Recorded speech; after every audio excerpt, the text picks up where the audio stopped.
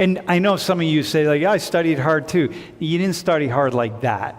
You're not going till 10 or 11 or 12 o'clock at night and then going on Saturdays. Yeah, how many Koreans are in here?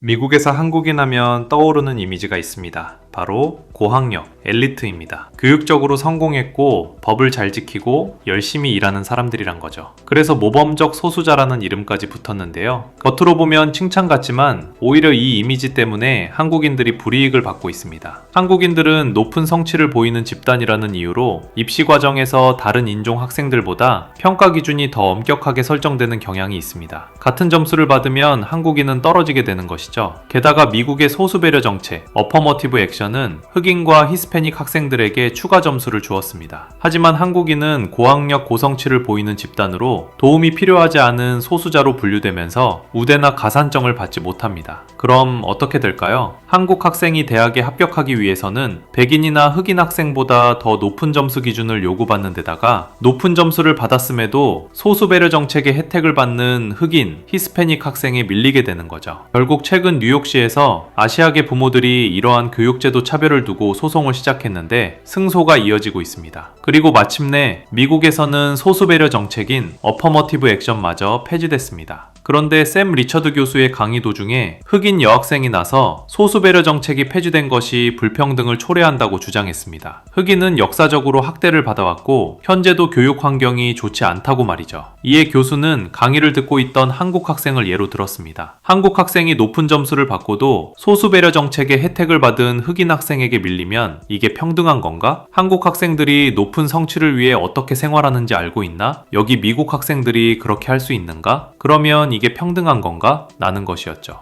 교수는 미국 학생들에게 한국 학생들의 생활을 설명하며 너네도 이렇게 살았는지 물었는데요. 과연 어떤 결론이 났을까요? 바로 시청해 보겠습니다. So the city of New York came in and decided, hey, we can't just use test scores. We gotta find something else. This is too unequal. Once that happened, Asian families started to say, yo, hang on a second, man. Why are you penalizing us? Just because we're starting to send our kids to tutor schools. In Korea, it's cram schools, hagwons. We're doing that here in the U.S. Why are we going to get hurt by that? And so they're the ones who really pushed the Supreme Court decision forward here to say, like, no, this is not fair. You're now penalizing us for our successes. It's like, why should they be penalized? Why should your people who, from your ancestry, your background, be penalized for their successes? Last year, affirmative action ended, and certain people thought that it would increase their chances into getting into certain universities. Affirmative action, which affirmative action? Affirmative action as in like your race is considered when you apply to college? When you apply to college. Yeah. Yeah, so the Supreme Court said, no, can't do that anymore. Yeah. And you think about equity and fairness, what do you think? I would always result to it's not fair. Like, Can you say really clearly, like, this is why it's not fair? I don't think it's fair because it feels like you're penalizing people for not having money. Like if the excuse is like, oh, my parents' money got me tutors, like in his case, like the example he used at least, then it's like, okay, my parents couldn't afford tutors, I didn't get the score, so now what do I do? Mm-hmm. But now what do we do? Like, what do we do? There are only so many seats. So what do the rest of us do? Because now we got to figure out a system here. We got to deal with the fact that, like, what do we do? Do we tell Colin down here, like, yeah, you know what, man, why don't, you go to you're not getting in, we're not going to bring you into Penn State. I mean, what do you do with all these people? What do you do with all these people down here? I mean, the people who aren't scoring as high. What do you do with that? To many Asians, this is one of the reasons that Asians moved forward and helped push this lawsuit forward, because you got people like Ji here, and Yiji, and so many other people who were working, and going to the tutoring and one thing after another and studying, burning the midnight oil and waking up at 5 in the morning. And I know some of you say, like, I studied hard too. You didn't study hard like that. You're not going till 10 or 11 or 12 o'clock at night and then going on Saturdays from the age of 7 all the way up through graduating high school. And so how is that fair? Like, that's Yeah, it's not fair. yeah, I mean, it wouldn't seem like it. You're penalizing. You went to a hagwon. You were Yeah. how old were you? Can you say what a hagwon is? Hagwon is basically a school. Another school you go to, private school, right after public education. Meaning late in the day. Late in the day, usually until like around 10 or later sometimes as well. Uh-huh. So you were there at 7 years old? You were going So to I hagwons? came to States around when I was 7 or 8, and I was already going to hagwons at that age of like 6 or 5. And you were studying till, like, you go to school all day, Yeah. and then you go to a cram school. Yeah. And you That's when I started learning English actually at the age of 5. Wait, and so you're now you're going till how late at night?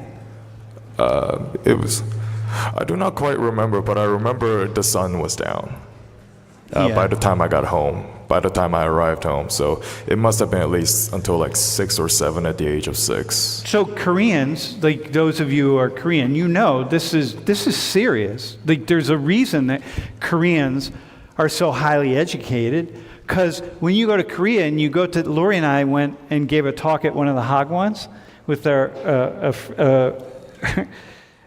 and it was serious, man. Yeah. So to elaborate on how Koreans take hagwon seriously, I was born in a working class family, as in like we took water from like the public water tap to save on water bills, and my family spent those money to send me to hagwon, despite the fact that we couldn't even pay for water properly, so that we would be ahead in terms of education. Now you got a whole country doing this, right? And that whole country is bringing that here. This is serious. And people here think like, oh yeah, I study hard. I studied really hard to get into one of the top schools in New York City. Like, man, you don't even know what studying hard is. And you got these people that are studying hard. You got little kids that are studying until 10, 11, 12 o'clock at night. And Ichi, you went to hagwon? Yeah. Wait, here, hang on. How late? Wait, can you get Yellow? Can you get Ichi on? Wait, how late were you studying at night at the hagwon? Every night, like until 10. Till 10? Yeah. What time did you start in the morning? I went to school around like 9 a.m. and Yeah. I got out of school around 3. And Yeah. I had like quick snack, and right after that I went to hagwon, like around 4 or 5. So it's like you went to 2 schools Yeah. in one. See, this is like a friend of mine, Harry, who teaches at the hagwon. So did you, and on the weekends? Yes, on Saturday. On Saturday? And then when did you start? Around 10, 11? When you were 10 years old? Oh, no, like 10 a.m. No, how old were you when you... Like 3rd grade? Yeah? Yeah. Okay, so listen, yeah, this is serious. How many other people in here have gone? Yeah, how many Koreans are in here? Did you go to hagwons? Yeah? Everyone go to hagwons? Dude, yeah? Of course you do. You do that, man. Bro, did you go to any after school programs? Bro, any after school programs? No? Bro, anything at all? Anything, bro? No. Yeah, Boy Scouts, Cub Scouts or something? Baseball? And so how is that fair? Like that's Yeah, it's not fair. yeah, I mean, it wouldn't seem like it. You're penalizing. 흑인 학생은 이렇게 말했습니다. 이건 평등이 아니다. 흑인은 역사적으로 학대를 받아왔고 현재도 교육 환경이 좋지 않다. 흑인에게 우대를 줘야 기회가 생긴다. 그런데 교수는 이렇게 반문했습니다. 한국 학생들도 소수야. 그런데 더 높은 점수를 받고도 우대받은 사람에게 밀리면 그게 평등인가? 한국 학생들이 미국에서 어떻게 살아가는지 아는가? 당신들도 그만큼 노력하는가? 그럼 이게 평등한 건가? 미국 대법원에서는 소수 우대 정책이 잘못된 것이라고 판결했다고 합니다. 높은 점수를 받았음에도 소수 배려 정책 혜택을 입은 흑인, 아닌 히스패닉 학생에 밀려 대학에 합격하지 못한다는 것은 말이 안 된다는 겁니다. 여러분은 어떻게 생각하시나요?